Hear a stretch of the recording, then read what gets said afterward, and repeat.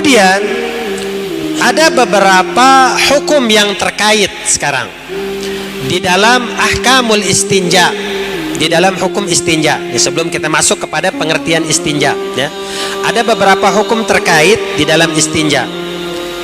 Istinja itu bisa menjadi wajib hukumnya, bisa menjadi sunnah hukumnya, kemudian juga bisa menjadi makruh hukumnya, dan juga bisa menjadi haram, kemudian juga bisa menjadi mubah. Jadi ada 5 hukum yang terkait di dalam masalah istinja gitu. Nah, kita lihat sekarang hukum yang pertama. Kapan seseorang itu diwajibkan bagi mereka untuk beristinja? Jadi istinja itu hukumnya wajib. Kapan? Nah, di sini dikatakan al-wujub wa huwa min kulli kharij najisun mulawwath.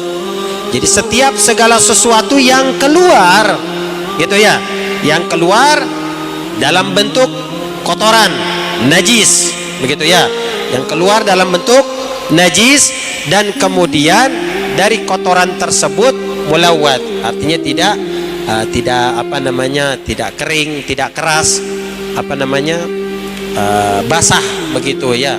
Nah, kalau andai kata yang keluar kotoran najis seperti itu, maka wajib hukumnya bagi kita untuk beristinja. Itu kalau yang keluar begitu tuh, najis, kotor udah pasti, begitu ya. Kemudian basah, itu ya, basah, harus dihilangkan. Itu yang pertama. Yang kedua adalah wal istihbab, sunnah di sini. Kapan kita disunnahkan untuk beristinja? Wa huwa min khurujid dud. Nah, ini apabila yang keluar ini lain daripada yang lain. Yang keluar misalnya cacing, gitu. Kalau andai kata yang keluarnya cacing, itu nggak wajib kita untuk beristinja, tapi disunnahkan bagi kita untuk beristinja. Kalau yang keluar itu adalah sesuatu yang nggak umum, gitu ya. Modelnya seperti dud, tuh tadi ya, seperti cacing, gitu. Kemudian juga apa namanya, wadzalika khurujan minal khilaf, keluar daripada perbedaan pendapat yang mengatakan wajib di dalam pendapat Al-Imam Malik. Itu kalau Imam Malik, beliau tetap mengatakan wajib baginya untuk beristinja, walaupun yang keluar adalah dalam bentuk yang tidak biasa seperti cacing tadi itu.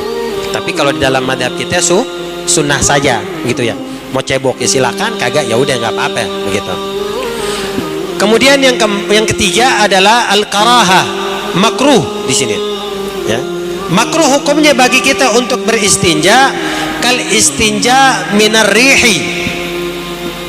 Istinja setelah kita kentut. Gitu. Jadi kalau kita kentut nggak usah istinja, nggak usah cebok, makruh.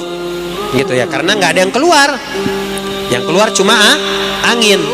Begitu ya. Kalau andai kata kita istinja, ya percuma, nanti buang-buang air jadinya kita, ya, boros air, begitu. Jadi nggak usah cebok, nggak usah istinja, gitu. Karena yang keluar hanya angin, kecuali kalau angin disertai dengan sesuatu yang lain, gitu. Ada cairan yang keluar bersamaan dengan angin, nah itu udah mesti cebok kalau begitu ya, mesti tinja, begitu. Tapi kalau timbang angin doang yang keluar, nggak usah. Ya, makruh hukumnya kalau kita beristinja kalau yang keluar hanya angin saja.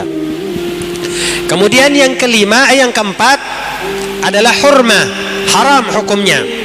Nah, beristinja kal istinja bil mat'umil muhtaram, seperti kita beristinja dengan menggunakan makanan atau sesuatu yang dimuliakan, gitu, makanan ya.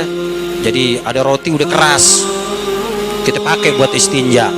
Begitu ada makanan udah nggak kemakan sama kita, terus kita pakai buat istinja, jangan, gitu ya, nggak boleh, haram hukumnya.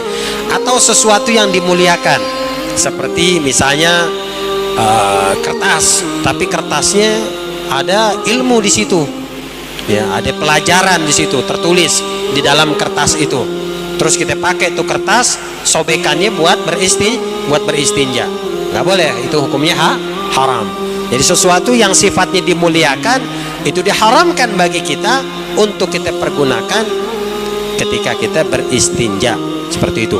ya, karena ya barang-barang seperti itu ya nggak pantas begitu ya untuk kita pergunakan dalam beristinja. Kemudian yang kelima adalah al-ibahah, mubah. Sekarang, kapan hukumnya kita diperbolehkan untuk beristinja? Kal istinja'i minal araki, seperti beristinja dari keringat. Kalau dubur kita misalnya keringetan gitu ya, kita habis olahraga begitu ya, habis kerja gitu ya, kita berasa keringet kayaknya ngalir sampai ke dubur kita begitu ya, nggak betah kita kayaknya, saya pengen beristinja aja deh, pengen cebok nih biar enak gitu. Nah itu mubah hukumnya, boleh begitu ya, kalau andai kata kita beristinja dengan sebab arak tadi itu.